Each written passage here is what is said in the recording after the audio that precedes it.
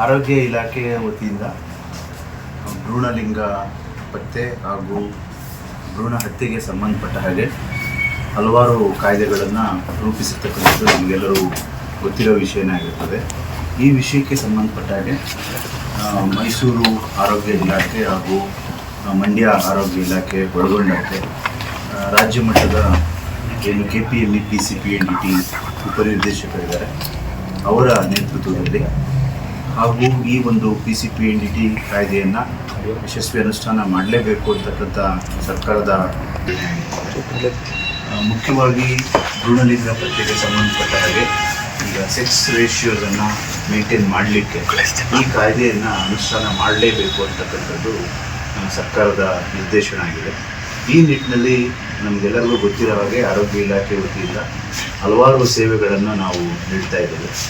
ಇದರಲ್ಲಿ ಮುಖ್ಯವಾಗಿ ಗರ್ಭಿಣಿ ತಾಯಂದಿರಿಗೆ ಸಂಬಂಧಪಟ್ಟ ಹಾಗೆ ಸಾಕಷ್ಟು ಕಾರ್ಯಕ್ರಮಗಳನ್ನು ಸರ್ಕಾರ ನೀಡ್ತಾ ಬಂದಿದೆ. ಅದೇ ಸಂದರ್ಭದಲ್ಲಿ ಸೇವೆಗಳ ನೀಡೋದ್ರ ಜೊತೆಗೆ ಈ ಒಂದು ಲಿಂಗವನ್ನು ಪತ್ತೆ ಮಾಡತಕ್ಕಂಥದ್ದನ್ನು ತಡೆಗಟ್ಟಬೇಕು ಮತ್ತು ಪತ್ತೆ ಮಾಡಿದ ನಂತರ ಏನು ದುಷ್ಪರಿಣಾಮಗಳು ಆಗ್ತದೆ ಇದೊಂದು ಆ್ಯಕ್ಟಿವಿಟಿನ ಮಾಡಬೇಕು ಅಂತಕ್ಕಂಥದ್ದನ್ನು ಒಂದು ನಮಗೆ ನಿರ್ದೇಶನ ಇದೆ ಮತ್ತು ಮಾರ್ಗಸೂಚನೆ ಇದೆ. ಈ ಹಿನ್ನೆಲೆಯಲ್ಲಿ ಈ ಡೆಕಾಯನ್ನು ಮಾಡೋ ಮೂಲಕ ನಮಗೆ ಈ ಒಂದು ಕಾರ್ಯಾಚರಣೆ ಮಾಡಿರ್ತೀವಿ. ಇದರಲ್ಲಿ ಏನು ನಾವು ಫಸ್ಟ್ ಆರ್ಡರ್ ಬರ್ತ್ ಸೆಕೆಂಡ್ ಆರ್ಡರ್ ಬರ್ತ್ ಅಂತ ನಾವು ರೆಗ್ಯುಲರಾಗಿ ರಿವ್ಯೂ ಮಾಡ್ತೀವಿ.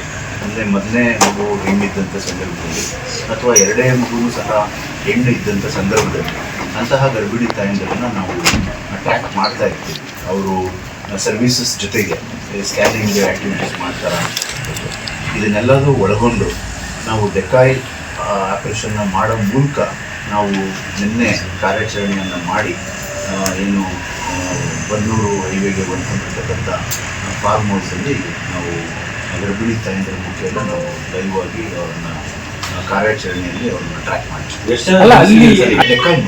ಡೆಕಾಯ್ ಒಂದು ನಾಗಲೇ ಹೇಳಿದಾಗೆ ಹಲವಾರು ವಿಭಾಗಗಳಲ್ಲಿ ನಾವು ಆ್ಯಕ್ಟಿವಿಟೀಸ್ ಮಾಡ್ತೀವಿ. ಒಂದು ಸಾರ್ವಜನಿಕರಿಗೆ ಅರಿವನ್ನು ಮೂಡಿಸ್ತಕ್ಕಂಥದ್ದು ಭ್ರೂಣಲಿಂಗ ಪತ್ತೆಯನ್ನು ಮಾಡ್ಕೋಬಾರ್ದು, ಮಾಡೋದ್ರಿಂದ ಏನಾಗುತ್ತದೆ, ಏನು ಸಮಾಜದ ಮೇಲೆ ದುಷ್ಪರಿಣಾಮಗಳು ಬರ್ತದೆ ಒಂದು. ಅದೇ ರೀತಿ ANC ರಿಜಿಸ್ಟ್ರೇಷನ್ ಆದ ನಂತರ ಇವನ್ ಕಂಪ್ಲೀಟ್ ಡೆಲಿವರೀಸ್ ಆಗುತ್ತೆ ಅಂತಲೂ ಮತ್ತು ಇಮ್ಯುನೈಸೇಷನ್ ತಕ್ಕೂ ಸೇವೆ ನೀಡತಕ್ಕಂಥದ್ದು ಒಂದು ವಿಭಾಗ. ಆದರೆ ಅದೇ ರೀತಿಯಾಗಿ ಸಂದರ್ಭದಲ್ಲಿ ನಮಗೆ ANC ಗರ್ಭಿಣಿ ತಾಯಂದಿರು ಪತ್ತೆ ಆಗಿರ್ತದೆ ಮತ್ತು ಅಲ್ಲಿ ಒಬ್ಬರು ಸ್ಟಾಫ್ ನರ್ಸ್ ಸಹ ಇರ್ತಾರೆ. ಅವ್ರನ್ನ ವಿಚಾರ ಮಾಡಲಾಗಿ ನಾವು ಇಂಥ ನರ್ಸಿಂಗ್ ಹೋಮಲ್ಲಿ ಕೆಲಸ ಮಾಡ್ತಿದ್ದೀವಿ ಅಂತ ಹೇಳ್ತಾ ಇರ್ತಾರೆ. ಈ ಹಿನ್ನೆಲೆಯಲ್ಲಿ ನಾವು ಪೊಲೀಸ್ ಸ್ಟೇಷನಲ್ಲಿ ನಾವು ಕಂಪ್ಲೇಂಟ್ ಲಾಡ್ಜ್ ಮಾಡಿದ್ವಿ ಮತ್ತು FIR ಸಹ ಆಗಿದೆ. ಇನ್ನು ಮುಂದಿನ ತನಿಖೆಯ ಮೂಲಕ ಇದೆಲ್ಲ ವಿಷಯಗಳು ಹೊರಬರ್ತದೆ. ಯಾವ ಆಸ್ಪತ್ರೆ ಸರ್ ನರ್ಸ್ ಒಬ್ಬರೇ ಕರ್ಕೊಂಡು ಮಾಡ್ತಿದ್ರು ಇದನ್ನ?